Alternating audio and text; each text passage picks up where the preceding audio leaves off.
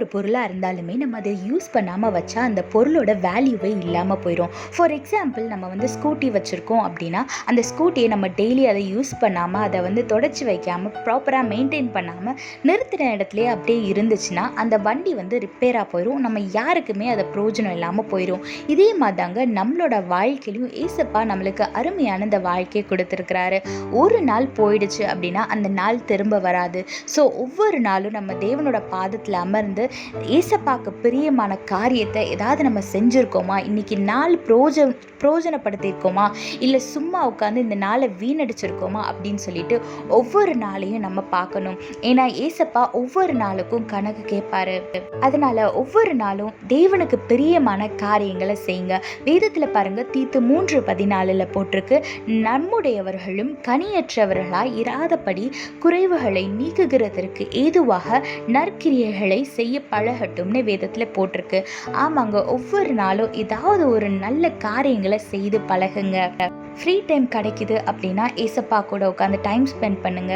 மற்றவங்களுக்கு உங்களால் முடிஞ்ச உதவியை செய்யுங்க. இல்லை உங்களால் ஃபினான்ஷியலாக அவங்களுக்கு உதவி பண்ண முடியல அப்படின்னாலும் அவங்களுக்காக ப்ரேயர் பண்ணுங்க, மென்டல் சப்போர்ட் கொடுங்க. ஏசப்பாவோட வார்த்தைகளை அவங்களோட ஷேர் பண்ணிக்கோங்க. உங்களோட வாழ்க்கையில் உள்ள ஒவ்வொரு நாளையும் தேவனுக்கு என்று பயன்படுத்துங்க. ஆசீர்வாதமான வாழ்க்கையை வாழுங்க.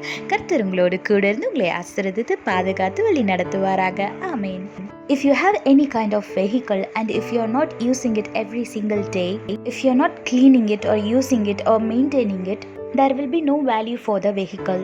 Because if you don't use it regularly, the vehicle will get repaired and we will not be able to use it. Likewise, in our life, our God has blessed us with this beautiful life.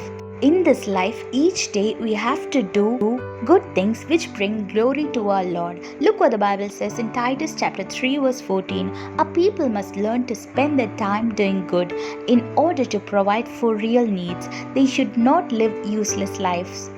Yes, we should use every minute of our life to do good things and to share the gospel of God and to share His love to everyone. At the end of the day, when you look back at that day, you should feel a satisfaction that you have done something good and which makes our God happy and which brings glory to our God's name. So be very careful how you use your time and be careful not to live a useless life, and use this beautiful life that our God has given you to glorify His name each and every day, and do good things and spread love and share the gospel to everyone so that they can see God through you.